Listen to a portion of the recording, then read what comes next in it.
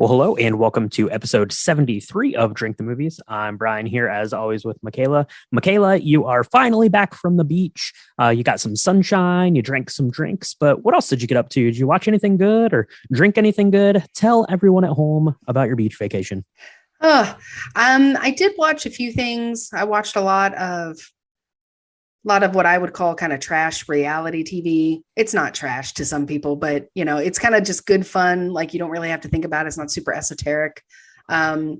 I also finished 1883, which is a spinoff of Yellowstone. And if anybody was interested in seeing that, I totally recommend it. Not necessarily because it tells like the prequel story of what happens in Yellowstone, because that's kind of a sidebar for me. I really loved that it challenged a couple of paradigms in that time and place. And I love Sam Elliott. I love the acting is really good. I think it's really good. So I think as a person who's from Montana, of course, I was told stories of what it was like on the wagon trail, and this really challenged that paradigm in a really meaningful way. So I think everybody should go see it. It's really good. And let's see, what else did I see?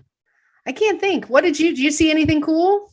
Well, so we've mostly just been we've been going back through Better Call Saul. I mentioned that a little bit last week, but we've still just been kind of doing that, and that's really all we've gotten up to. Too much. We went and saw the movie we're going to be talking about today, Fantastic Beasts. So did that. I'm hoping to go see Everything Everywhere All at Once. That's still playing in our local theater, so I'm going to try to get out and see that this week.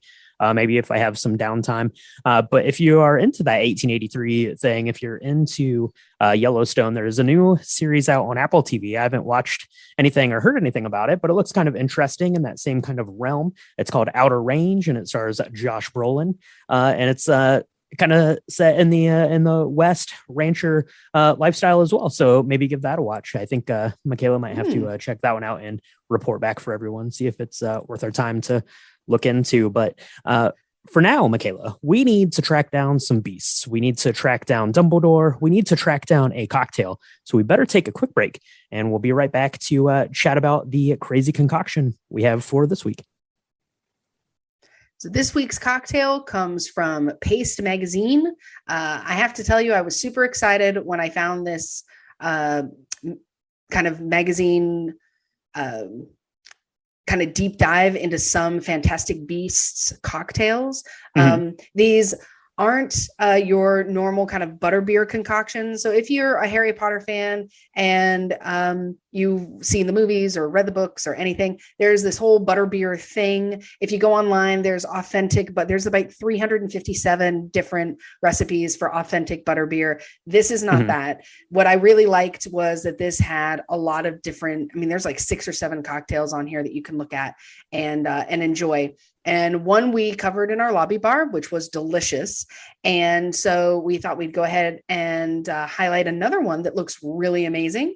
Since we are all fans of the Old Fashioned, we thought we would do this one called the Obscurus Old Fashioned. Now, for anybody who doesn't know, what is an Obscurus? Do you know? It is a magical spell that Hermione could probably teach everyone because she knows everything about all the spells. But yeah, Obscurus is the spell, I believe, that makes you look different. Is that correct? Am I correct on my spell making? So unfortunately, Brian, you were wrong. Apparently, I was wrong. Yeah. Is a type of magical parasite that forms when a wizard or witch suppresses their magical ability. That makes sense because in Fantastic Beasts, there is a person who becomes an Obscurus in the very first Magical Beasts film. And then Dumbledore and Newt and I don't know, half of the magical people in New York are looking for this person because they're wreaking quite a huge havoc on the world. Because I guess they get real angry and they don't, since they don't know how to deal with their magic, it ends up screwing everything up. It's kind of reminds me of like a baby vampire that's just really hungry and doesn't know. Wouldn't know. Yeah. So they end up, cities just go up in flames and, That's right. And everyone at home listening who is a big Harry Potter fan just yelled at their phone or car radio or however they are listening to the podcast because you and I were a little shaky on our Obscurus, but we are not shaky on this Obscurus Old Fashioned. So let me run through the ingredient list here for everyone. So this is calling for 1.5 ounces of Black Magic spiced rum. If you can't find Black Magic, that's a brand name. You could use any like dark or spiced rum that you'd like. So like Kraken, Captain Morgan Black, even just regular spiced rum. I actually used an aged rum because I have some of that from a previous cocktail we've covered here. So that's what I used. So 1.5 ounces of the rum. This is calling for a 1/2 ounce of simple syrup and then 2 dashes of Peychaud's bitters. Now I have the Peychaud's bitters. Michaela, you do not have Peychaud's bitters. Had trouble finding them. So you went with Angostura bitters. Put a pin in that. We're going to come back to it. But you basically put this in a glass over a big ice cube or a couple of ice cubes, garnish it with some cherries and an orange peel, sip and enjoy. If you've made an old fashioned with whiskey, basically the same thing, except you are swapping out rum. What did you think about yours, Michaela? I really liked it. So I used the Kraken, right? Because it was the classical Black Magic spiced rum. And I really liked it. I'm not a huge spiced rum person, so I was a little hesitant. I thought that it was I could definitely taste kind of this oranginess because I used Angostura bitters, which I guess has an orange taste to it. So as I was reading the label, that's what it said would happen. So I liked it. I think that it's a very small drink.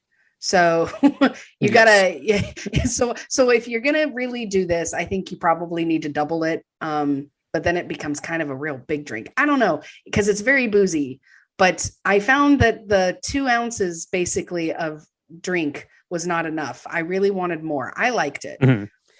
Yeah. So I thought the same. So 1.5 ounces of the rum, I actually upped that, and a 1/2 ounce of simple syrup. That is a lot of simple syrup. When I'm making an old fashioned using whiskey, I'll use like a bar spoon's worth of simple syrup or sugar. So I would recommend doing that. Otherwise, it's going to be real sweet with that sweetness from the rum.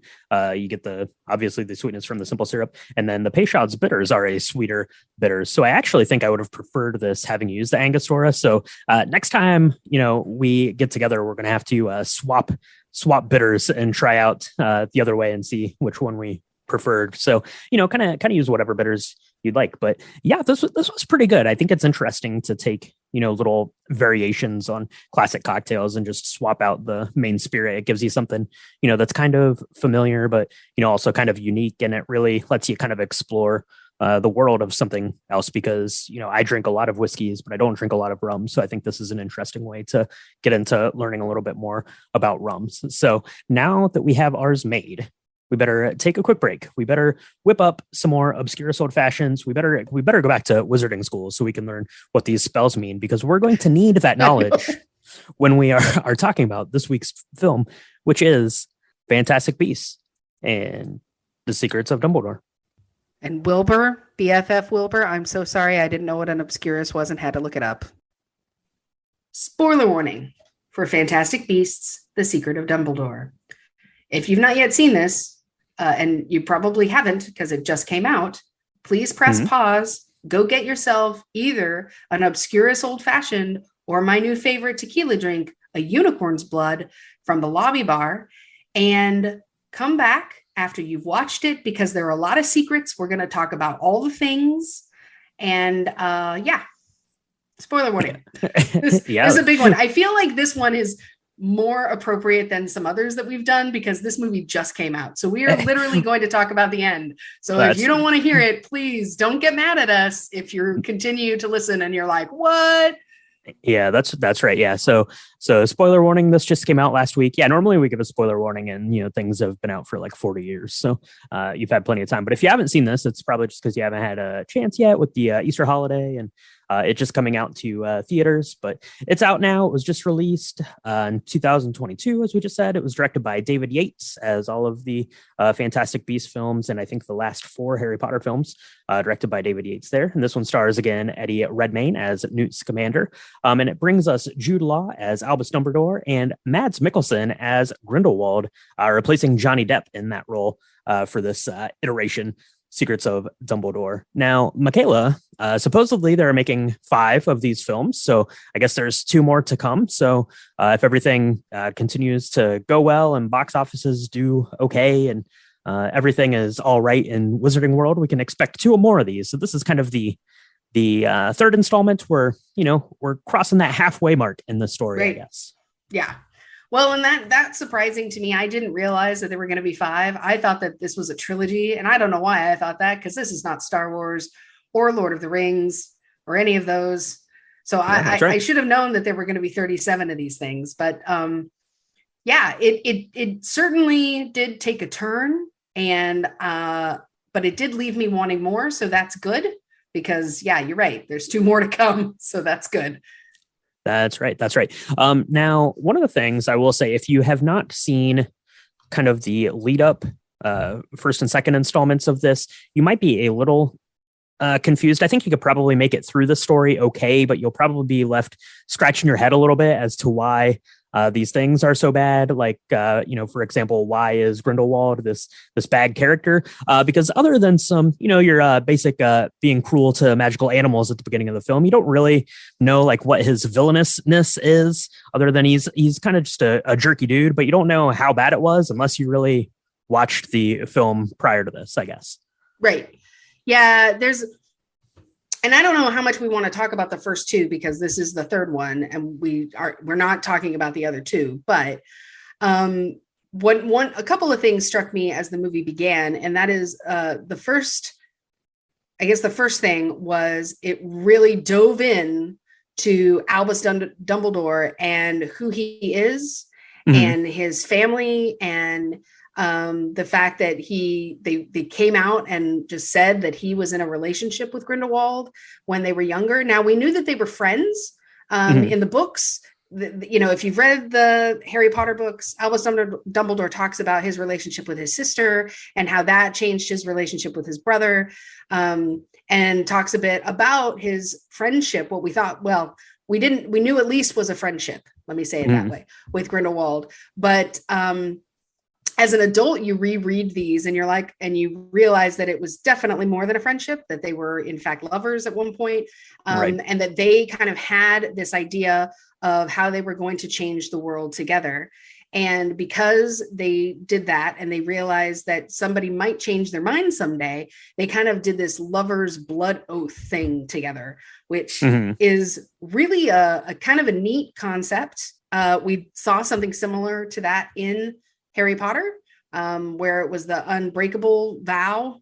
And it's similar to that, but this one's really based on, like, I guess there's drops of blood, and there's like a weird kind of chain with what looks like a vial of blood, except there's no Tommy Lee Jones, not Tommy Lee Jones. God. There's no Billy Bob Thornton or Angelina Jolie. It's very different. It's very magical, but basically neither one of them can actually hurt the other or try to hurt the other at all. So yeah, they can't even think the thoughts of like betraying the other person, exactly. or this weird like vine chain kind of thing, like wraps around, and Dumbledore kind of shows that off later. What'll happen if he tries to do, but yeah, we get kind of introduced to that's the status between these two, and then the story is going to go kind of on this political adventure. So you have Newt there, and his cast of rogue wizards, I guess, are tasked with basically stopping Grindelwald, because Grindelwald is making this political move. He's trying to, kind of start this uprising and take over as the next kind of master of the Wizarding Council, or head of the Wizarding Council, or whatever it was. And they decide to let him, basically enter into the elections. But he's not going to just let that play out. So he's going to need to get his hands on a magical beast, because this beast knows. It's very cute. It's called, what is it called? I don't even remember. A Chillin. It's called a Chillin. It looks like a little baby deer. It's very adorable. But apparently the Chillin can look into your soul, and it knows if you are good or if you are bad. And if you're good, it does this little bow thing. It's completely adorable. But what does Mads Mikkelson, aka Grindelwald, do when he gets his hands on this thing? He kills it straight off. It's terrible. Oh, yeah. Yep, it's awful. I struggled with this from a ratings perspective because I didn't know whether or not this was really okay for kids. It's certainly not okay for kids who love baby deer. Okay. This is probably not. It's not okay for adults to love baby deer because baby deer are the best. They are. But this chillin is incredibly rare. And there was a chillin that was in Bhutan. And Newt Scamander, that's our favorite zoologist, magical animal zoologist, played by the wonderful Eddie Redmayne. He is kind of, I don't know, not trailing this mother chillin who's incredibly rare, and she gives birth. And that's when Newt is kind of confronted with a bunch of these other kind of magical thugs, and they take the little baby chillin. And the idea that Grindelwald has is if he can convince the world that he's actually good and that he's righteous, then he can get control of the election and become the whole minister of magic for the world. And he can start to move against kind of the Muggle world and, create this grand race of wizards and all of that. And a lot of that is kind of understated. So you don't really know if you didn't watch the first two films, you don't really know that that's his grand plan. You just know he's a bad guy. Exactly. And to kind of get this started off, they're having like the trial for Grindelwald.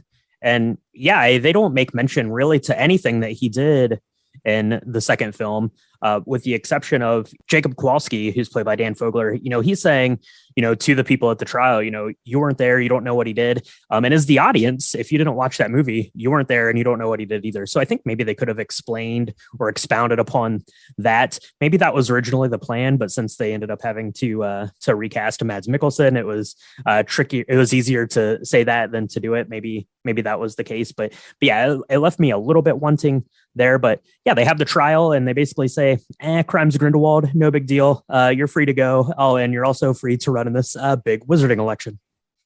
Yeah.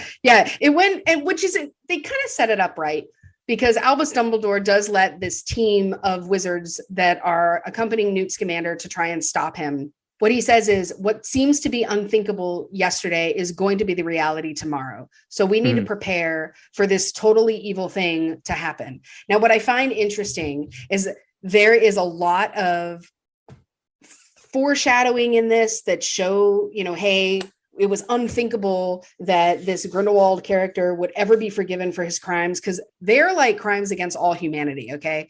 It's really, really bad. It's like Hitler-esque almost. Like, it's really bad. But not only does he get forgiven of that, but then somehow he gets to be put in the running for this political movement. And then there's people that are basically saying, hey, but he did all this stuff. And then they're like, no, that's basically fake news. They don't call it fake news. What do they call it? They call it like deviated truths or something like that. It's pretty interesting the way that comes to light. It's an obscurus truth or something, I think. Yeah, truth. Is what it real. Is. But yeah, they're letting him run in this election, and that's kind of the big main story, I guess. And then you have kind of the subplot, which I guess is what ties us into the Secrets of Dumbledore, and that we find out that Albus Dumbledore and then his brother has a son from kind of this relationship that he'd had. So there's like this Dumbledore nephew and son who is kind of a secret to the world. As you have like this family dynamic kind of running like as an undercurrent kind of throughout the film as well. Yeah. I feel like this is definitely, it's kind of like Dumbledore or Harry Potter with Voldemort. Like, each episode or each movie kind of brings Dumbledore and Grindelwald closer and closer to having their big knockdown, drag out, right? Right. And it does culminate in that, but it's also using Newt Scamander and his friends, his kind of group of people. And there was a couple new additions that I thought were really wonderful. Mhm. Jessica Williams, I don't remember ever seeing her before. She is absolutely fabulous as she's a teacher who is at Hogwarts. And I don't know what subject she teaches, but maybe it's literature. It's amazing. I love her accent. I have no idea what kind of accent it is.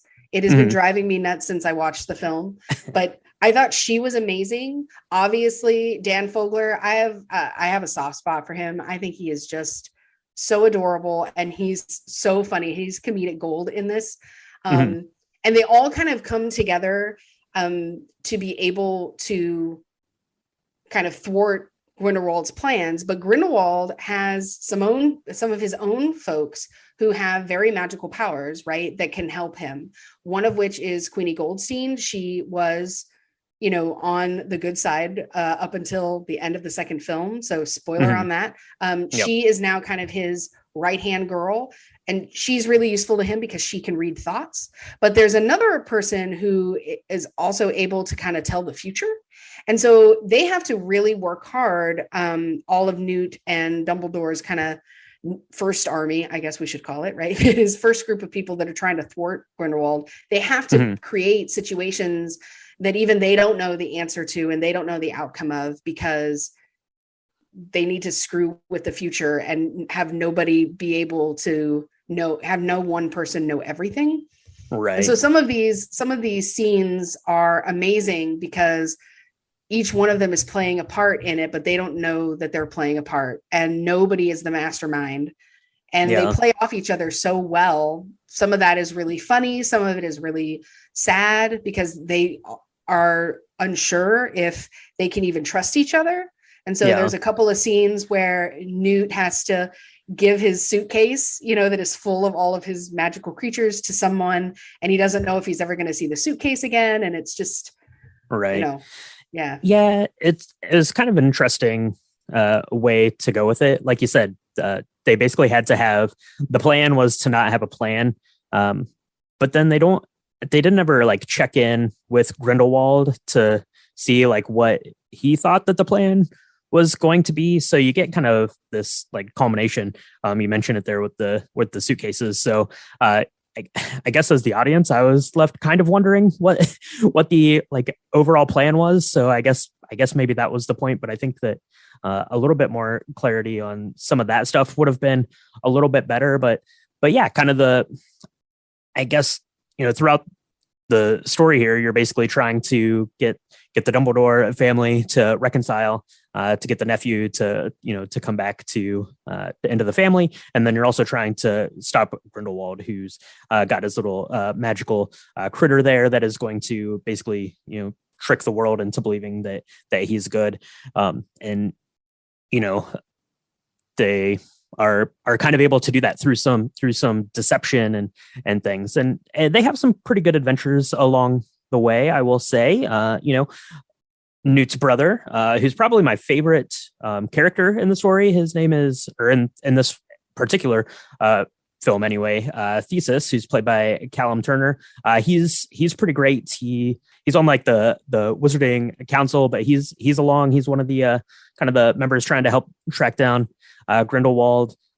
He gets captured and imprisoned, which leads to kind of the highest stakes for Newt and his brother. Yes. There you can say, but I really liked him. I liked kind of the way that he interacted with Newt, because I think that sometimes as great as Eddie Redmayne is, and I like the way that he portrays the character as this, kind of, super shy, super timid kind of character, that his brother Thesis, played by Callum Turner, does a really good job of kind of playing off of that and getting him to like break out of his shell a little bit, which I think is kind of an interesting dynamic because he doesn't seem to really do that with any of the other characters.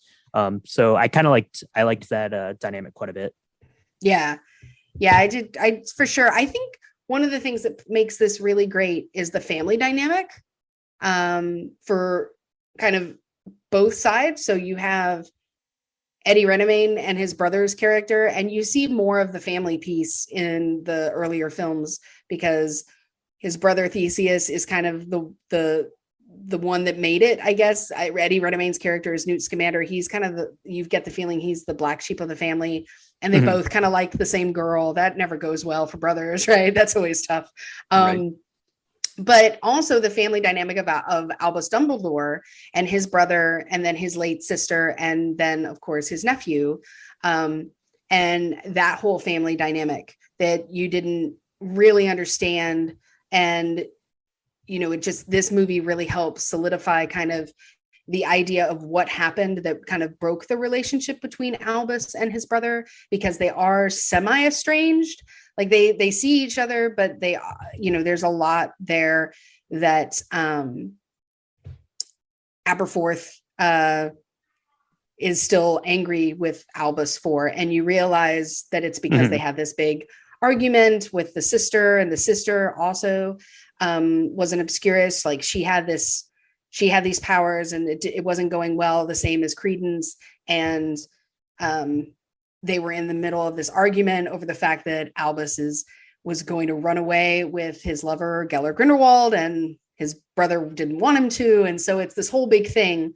And I thought that was kind of an interesting take, as well as the relationship between Queenie and her sister. Now, we don't hear much about that in this film at all. In fact, I think we only see Tina twice. We see her at the very end, and we see her kind of watching things unfold on like a magical TV when she's in the R's office in New York. And so, the whole relationship between Newt Scamander and her is kind of left open. And so, I wanted a little bit more of that, because it was obvious that Newt's assistant was like totally in love with him. So at some point, a choice is going to have to be made. Right. Yeah. That was with a lot of the film for me. It just felt like we were kind of starting to make a little bit of progress on this stuff, but I don't know, like it felt like they weren't uncovering some parts of the story just for the sake of getting 5 movies out of this, maybe to some extent a little bit. Right. Yeah.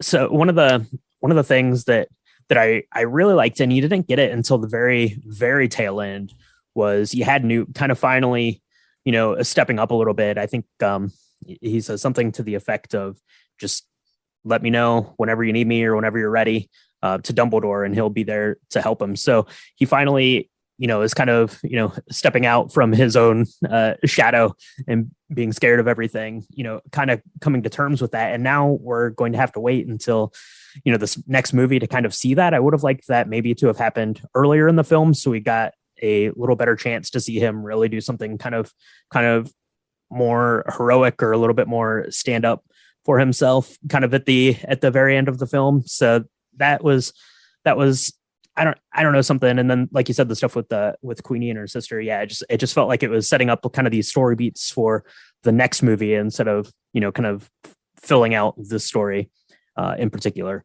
Right. But let's talk about a couple of the scenes here. There were a couple of really good ones, kind of big action pieces, things that looked really great. One of the ones that I really liked was you had Albus Dumbledore, the first time he's kind of confronting his nephew, who is Credence Barebone, played by Ezra Miller. They're having like this fight kind of out in the street, and basically all of the buildings are dissolving and turning into, as this fight goes, and then they basically go into, I don't know, some sort of like nether realm or something through this puddle. But I thought that looked really cool. And that was a really good kind of display of Jude Law's acting chops, I guess, as Dumbledore. I liked that quite a bit. I thought that was pretty interesting. And then there was a particular scene in a cave that you're not very fond of, if I recall, yes, from our viewing. Yes. So, it's usually the second or third film that they have some crazy scene. In Harry Potter, I think it was the second film where, Ronald Weasley gets the scare of his life when there's like a billion spiders and one giant spider. And this isn't spiders, though. This is worse than spiders. This is like really cute, giant.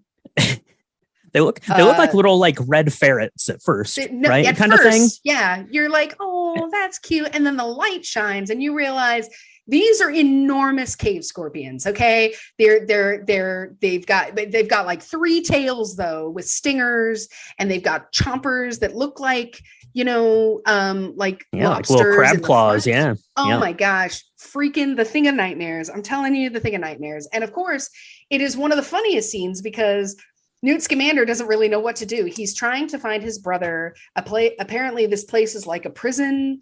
And he's in this really dark cave with like thousands of these things. And he's got a little light made out of a lightning bug or something in like in a glass can. And so he's walking around. Those are called lanterns. Yeah, but it wasn't a lantern. It was literally like a bug that the dude shook up and put in the can of light. Anyway, they could have just used a flashlight. I don't know. It's 1936. What do I know? But he's walking through, he sees all of these, and then he decides the thing that's going to save his life is if he walks just like them. And so there's this great moment between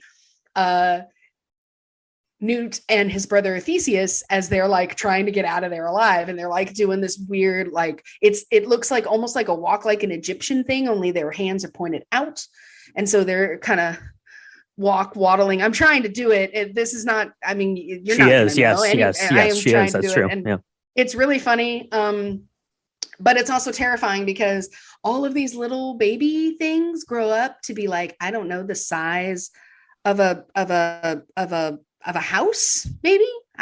And like as soon as the lights go out, these little lightning bugs go out. The stinger from the big mama thing comes and like kills it, and then all the babies eat it. Eat on the flesh of the dead thing. It's really gross. And didn't like it. Didn't like that part at all. I literally was screeching in the theater. Poor Brian was like, I don't know this person. It was not my favorite. But one of the things that was my favorite, though, when we're talking, while we're on the subject of really visually stunning pieces, it wouldn't surprise me if this got some sort of nod for its special effects. Mm-hmm. Because there's one scene where they're in like a tea service and they have to thwart Grindelwald somehow. And there's the other 2 candidates are having a tea. And so everything is really very Hogwarts-ish, where you've got tea cups and services. Yeah, it's very fancy. Kind of flying around, and they're all floating, and tea is like magically, filling up these cups and stuff. But that's not the cool part. The really cool part is when Dan Fogler, who's Jacob Kowalski, and Lally Hicks, Williams, played by Williams. Lally Hicks, they figure out, they create a staircase out of pages of a book, and they're running up these stairs and it looks so amazing. I love that. And it turns out that the book itself is a port key. And so that's how it turns on or opens up as it becomes the staircase. It's so cool. I remember seeing that and kind of getting my breath caught because I thought it was really cool and wondering how they did that. Yeah, it looked pretty awesome. And she does that a couple of times with the book, which always looked pretty great. And yeah, the visual effects here are really good. And one of the things that I like about it is you can watch it and clearly, that the stuff isn't real, but that's okay because it's supposed to be magical. Like it's not supposed to look, 1,000% lifelike. So that's okay. So you can suspend your belief on some of that and the stuff with the animals and stuff. And that's totally fine because it's in this magical realm. So yeah, I think that it could do potentially pretty good, come next year for, the visual effects there. And then one other kind of scene kind of thing I wanted to talk about just briefly, when you get kind of to the final end bits and they're pulling off kind of their, I don't know, con or plan kind of thing, whatever they're doing there with their suitcases at the end, they're going to this town, which is up like on top of a mountain to do the election. I guess that's where they hold the election for the wizards. They're making their final kind of spiels to everyone. But as Newt and co are coming in, you have all of the bad guys that are just standing on the roofs. And I thought that just looked really cool with them kind of standing on top of the roofs as they're going through the city. And they're not like the bad guys aren't really moving around. They're just kind of standing there looking menacing. And I just thought visually that looked pretty cool. So I wanted to bring that one up there too. Before we go on, kind of to the last thing I want to talk about, Michaela. So we had Albus Dumbledore coming in. Jude Law. What did you think of Jude Law playing Albus here? So when the series first came out, and you see Jude Law in the first couple of films, he's good. I thought he really kind of outdid himself in this one. I was impressed because Jude Law to me is the guy from Alfie. He's the guy from The Holiday, which is not a bad thing, but I didn't think that he was, going to be. I thought that this was a much richer kind of seated, layered character than I'd seen him play, that I remember him in before. So I thought he did a really good job. Definitely my favorite, though, was Mads Mikkelson. Mm-hmm. And I don't know. I might catch a lot of hell for that with our fan base. I don't know. But I had mixed feelings about Johnny Depp's Grindelwald in the second one, when he's supposed to be super evil and you see like the depravity with which he acts. I didn't really buy it. And maybe it's because I just don't understand the genius that is considered to be Johnny Depp. But with Mads Mikkelsen, sure. I love him anyway, but I thought he played this so well. He was haunting and chilly, and you could tell that, you really bought that the chemistry between Dumbledore and Jude Law and Mads was palpable in the scenes where they're together. And that was really special to me. Yeah, definitely. Just to quickly touch on Jude Law, I thought that he did really good, especially in this film. We got to see more of him as Dumbledore. You could tell that he was really putting a lot of effort into trying to kind of match the kind of tone and the the pacing of the way that he talked to Michael Gambon, who plays Dumbledore, in at least 7 of the 8 Harry Potter films. So you could definitely see him trying to, kind of bridge that gap as best as he could. And I thought that he did really good. Mads Mikkelsen, yeah, he's excellent. He's a terrific bad guy. And you hate him instantly because he does some bad stuff right off the get-go for this film. And I will say, Mads Mikkelsen now, he's done Harry Potter, he's done Marvel, and he's done Star Wars. So I guess all 3 of the biggest franchises, Mads has ticked all of those boxes. So good for you, Mr. Mikkelsen. So hopefully we get to see a little bit more of him next time and anything else he does, because he is fantastic. So yeah, he's done all of them. He's done all the big ones. So he was in Indiana Jones.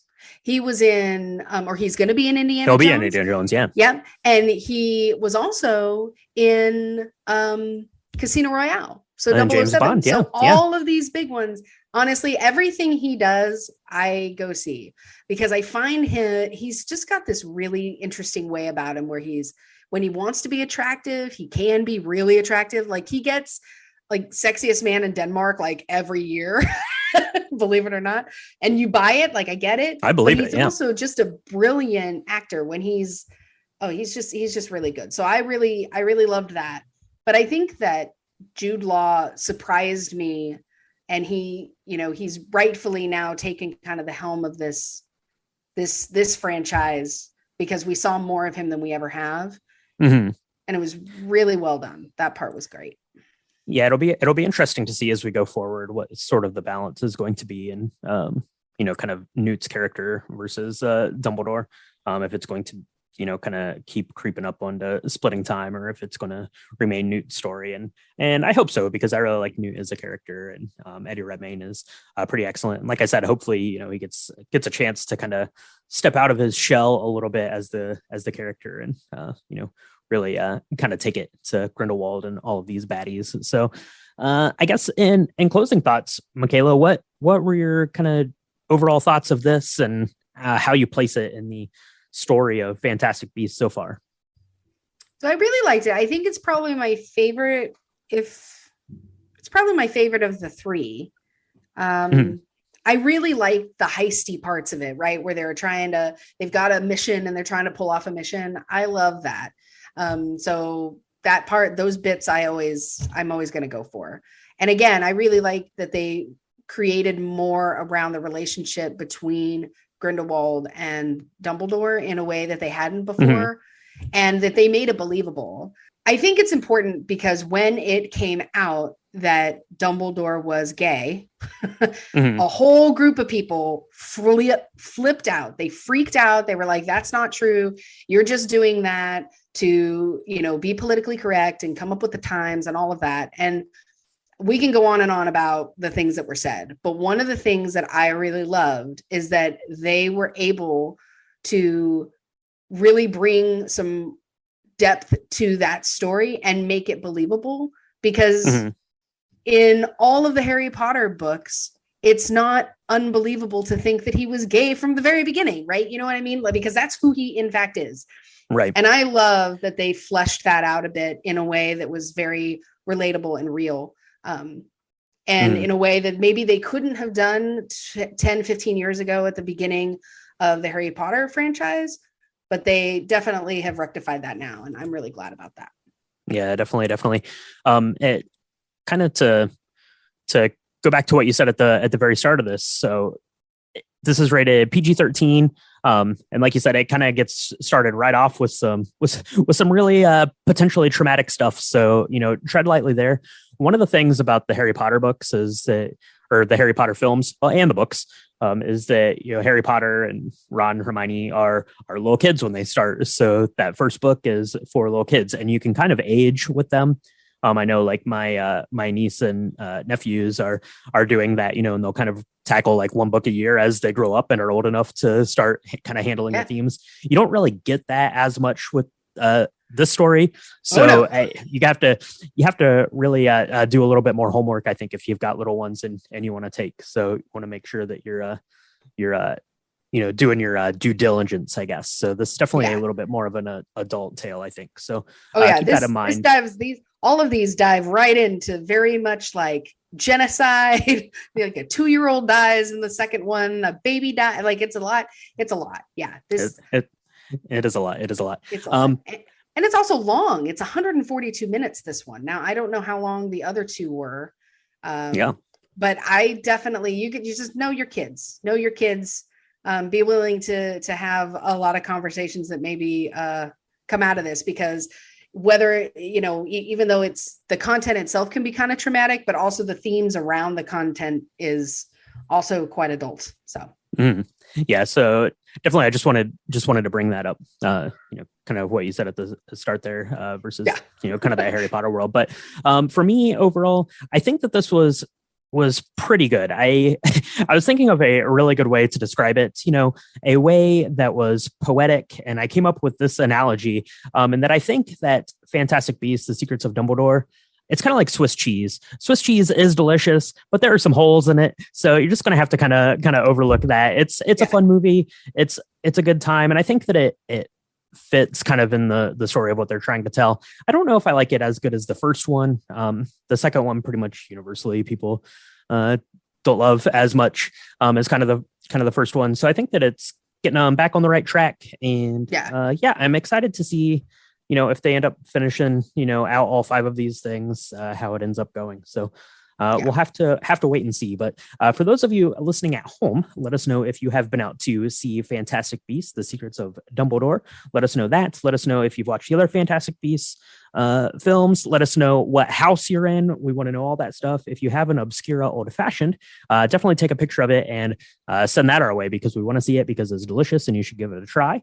And after you have cast some spells, you have found some beasts, you have drank your magic potions, what would be really great for Drink the Movies would be if you went onto your podcast player of choice, mostly iTunes and Spotify, and left us a review. That would be really helpful, because it helps get Drink the Movies out there into the world. It does weird, crazy, podcast things. It moves us up charts, which I don't know about, but I think that it does. So please go do that if you have a chance. We would really appreciate it. And, if you're not going to be doing that, you could at least subscribe. Michaela, where should they do that? You can do that on Apple, Spotify, Stitcher, any podcast distributor where Anchor podcasts are supported. We would love it if you left us a 5-star review, if you would subscribe, because we have 2 drops a week and they're lots of fun. We love talking about cocktails. We love talking about movies. We love talking to you all about cocktails and movies. So leave us a 5-star review because that really helps us build up the community. We're doing, a lot of people are liking us, which is amazing. I never thought that we'd have this many listeners. So we're grateful. Yeah. We're really grateful to all of our cocktail lovers out there and movie fans. Tell your friends about us, because we love to spread the cocktail movie love with you all. That's right. And if you want to connect with us, you can do that on Instagram and Twitter. It's at Drink the Movies, and on Facebook.com/Drink the Movies. You can find our website with pictures of our cocktails and episode recaps, all that good stuff, www.drinkthemovies.com. So go check those out. But for now, Michaela, we need to rest up. That was quite the battle with Grindelwald. We need to rest up. We need to figure out our plan and go forward, I guess. Yeah. Well, I've got a bottle of Saint Germain. I've got some tequila, and some dark spice rum. So you can take your pick, whether we're going to do another Obscurus Old Fashioned or another Unicorn Blood, one of each, maybe. You let me know. I'll make it. That's right. We'll make those up, and we will talk to everyone next time on Drink the Movies. 3 points for Hufflepuff. Always with a Hufflepuff.